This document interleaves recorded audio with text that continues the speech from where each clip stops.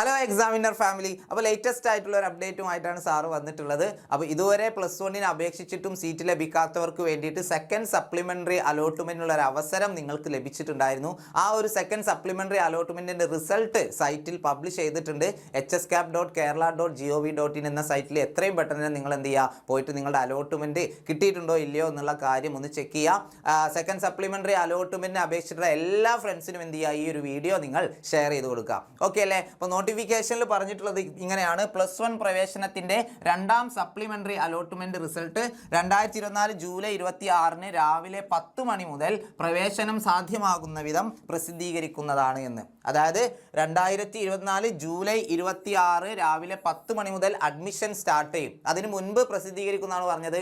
Already നമ്മുടെ സൈറ്റിൽ എന്ത് വന്നു കഴിഞ്ഞിട്ടുണ്ട്, അലോട്ട്മെൻറ്റിൻ്റെ റിസൾട്ട് വന്നു കഴിഞ്ഞിട്ടുണ്ട്. എല്ലാവരും എന്ത് ചെയ്യുക, ഈ ഒരു കാൻഡിഡേറ്റ് ലോഗിൻ SWS എന്ന ലിങ്കിലൂടെ നിങ്ങളുടെ ആപ്ലിക്കേഷൻ നമ്പറും പാസ്വേഡും അടിച്ചിട്ട് എന്ത് ചെയ്യുക, ലോഗിൻ ചെയ്യുക. Allotment result, supplementary allotment result എന്ന ലിങ്കിലൂടെ നിങ്ങളുടെ അലോട്ട്മെൻറ്റ് നിങ്ങൾ ചെക്ക് ചെയ്യുക. ഓക്കെ, ഏകദേശം അപേക്ഷിച്ച എല്ലാവർക്കും സെക്കൻഡ് സപ്ലിമെൻ്ററി അലോട്ട്മെൻറ്റിലൂടെ സീറ്റ് ലഭിച്ചിട്ടുണ്ട് എന്നാണ് കണക്കുകൾ കാണിക്കുന്നത്. അപ്പോൾ ഓരോ ജില്ല തിരിച്ചുള്ള കണക്കുകളോട് കൊടുത്തിട്ടുണ്ട്.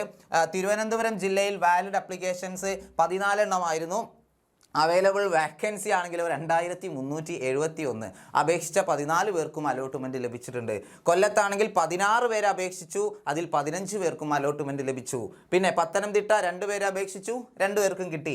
ആലപ്പുഴയിൽ 9 പേര് അപേക്ഷിച്ചു, 9 പേർക്കും കിട്ടി. അതുപോലെ കോട്ടയത്ത് 55 പേര് അപേക്ഷിച്ചതിൽ 43 പേർക്കും അലോട്ട്മെൻറ്റ് ലഭിച്ചിട്ടുണ്ട്. ഇടുക്കി 61 പേർ അപേക്ഷിച്ചതിൽ 53 പേർക്കും.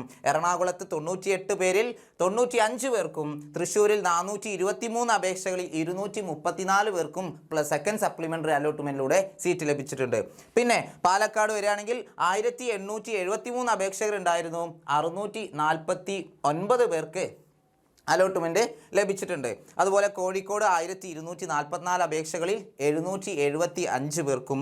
മലപ്പുറത്ത് 6528 അപേക്ഷകളിൽ 6195 കുട്ടികൾക്കും അലോട്ട്മെൻറ്റ് ലഭിച്ചിട്ടുണ്ട്.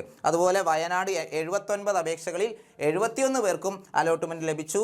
കണ്ണൂർ 723 പേരിൽ 455 പേർക്കും സെക്കൻഡ് സപ്ലിമെൻ്ററിയിലൂടെ അലോട്ട്മെൻറ്റ് ലഭിച്ചിട്ടുണ്ട്.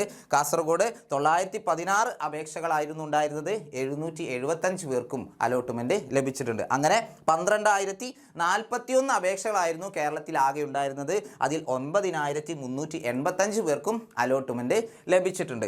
ഓക്കെ, അപ്പോൾ വളരെ കുറച്ച് പേർക്ക് മാത്രമാണ് അലോട്ട്മെൻറ്റ് ലഭിക്കാത്തതായിട്ടുള്ളൂ എന്ന് കൃത്യമായിട്ട് പറയുകയാണെങ്കിൽ 644 അപേക്ഷകർക്ക്, 644 കുട്ടികൾക്ക് മാത്രമാണ് സെക്കൻഡ് സപ്ലിമെൻ്ററി അലോട്ട്മെൻറ്റിലൂടെ അലോട്ട്മെൻറ്റ് ലഭിക്കാതെ പോയിട്ടുള്ളത്. ഇനി അലോട്ട്മെൻറ്റ് ലഭിച്ച വിദ്യാർത്ഥികൾ കൃത്യമായും 2024 ജൂലൈ 26 രാവിലെ 10 മണി മുതൽ ജൂലൈ 29 വൈകിട്ട് 4 മണി വരെയുള്ള സമയപരിധിക്കുള്ളിൽ തന്നെ സ്കൂളുകളിൽ പ്രവേശനത്തിന് ഹാജരാകണം. ഓക്കെ, ഏത് ദിവസമാണ്? ജൂലൈ 29 വൈകിട്ട് 4 മണിക്ക് മുൻപായിട്ട് തന്നെ എന്ത് ചെയ്യണം, അഡ്മിഷൻ എടുത്തിട്ടുണ്ടാവണം. അഡ്മിഷൻ എടുത്തില്ലെങ്കിൽ അലോട്ട്മെൻറ്റ് ക്യാൻസൽ ആവുന്നതാണ്. ഓക്കെ, പിന്നെ അലോട്ട്മെൻറ്റ് ലെറ്ററിൻ്റെ 1-ാമത്തെ പേജിൽ ഹാജരാക്കുന്ന രേഖകളുടെ വിവരങ്ങളും പഠനത്തിനായി തിരഞ്ഞെടുക്കുന്ന 2ാം ഭാഷയും രേഖപ്പെടുത്തി വിദ്യാർത്ഥിയും രക്ഷകർത്താവും ഒപ്പുവെച്ചിട്ടുണ്ടാവണം. അതായത് സെക്കൻഡ് ലാംഗ്വേജ് ആ സ്കൂളിൽ ഏതാണോ അവൈലബിൾ ആയിട്ടുള്ളത് അതും നിങ്ങൾ എന്ത് ചെയ്യണം, നിങ്ങളുടെ അലോട്ട്മെൻറ്റ് ലെറ്ററിൽ എഴുതിയിട്ട് 2 പേരും, പാരൻറ്റും അതുപോലെ തന്നെ വിദ്യാർത്ഥിയും എന്ത് ചെയ്യണം, ഒപ്പുവെച്ചിട്ടുണ്ടാവണം.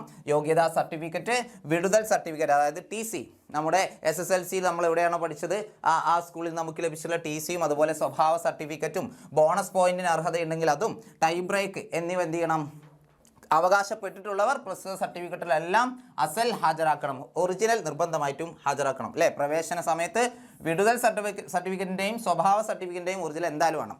ഓക്കെ, TCയും CCയും കണ്ടക്ട് സർട്ടിഫിക്കറ്റും ട്രാൻസ്ഫർ സർട്ടിഫിക്കറ്റും ഒറിജിനൽ നിർബന്ധമായിട്ടും എന്ത് ചെയ്യണം, കൊണ്ടുവരണം. ഓക്കെ, അപ്പോൾ എല്ലാവരും എന്ത് ചെയ്യുക, ഈ കാര്യം ശ്രദ്ധിക്കുക. നമ്മുടെ അലോട്ട്മെൻറ്റ് വന്നിട്ടുണ്ട്. ഈ കാര്യം എല്ലാ ഫ്രണ്ട്സിനും എന്ത് ചെയ്യുക, ഷെയർ ചെയ്യുക. ഇതുപോലെയുള്ള ഇൻഫോർമേറ്റീവ് വീഡിയോസ് ഇനിയും വരും. നിങ്ങൾ ചാനൽ സബ്സ്ക്രൈബ് ചെയ്തിട്ടില്ലെങ്കിൽ എത്രയും പെട്ടെന്ന് തന്നെ സബ്സ്ക്രൈബ് ചെയ്യുക. എന്നിട്ട് മാക്സിമം ഫ്രണ്ട്സിന് എന്ത് ചെയ്യുക, ഷെയർ ചെയ്യുക. ഓക്കെ.